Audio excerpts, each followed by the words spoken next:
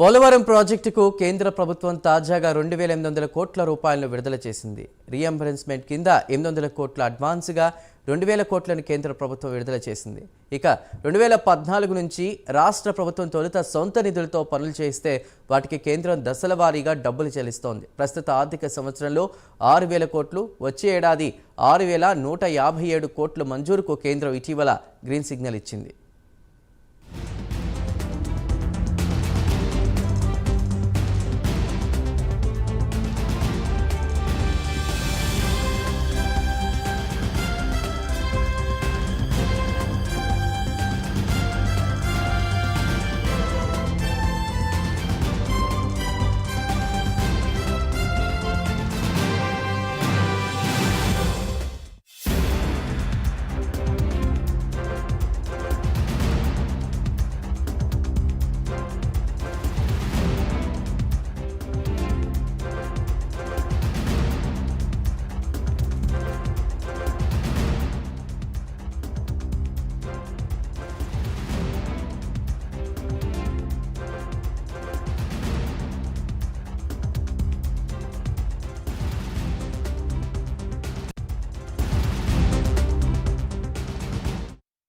ఇక పోలవరం ప్రాజెక్టు సందర్శకుల ఖర్చులకు సంబంధించిన 23 కోట్ల రూపాయల నిధులను కూడా కేంద్రం విడుదల చేసింది.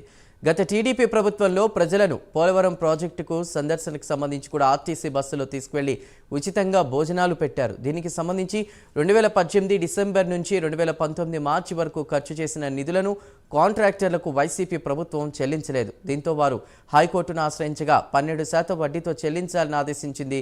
దీంతో మొత్తం 23 కోట్ల 11 లక్షల రూపాయల నిధుల విడుదలకు జలవనరుల శాఖ తాజాగా ఆమోదం తెలిపింది.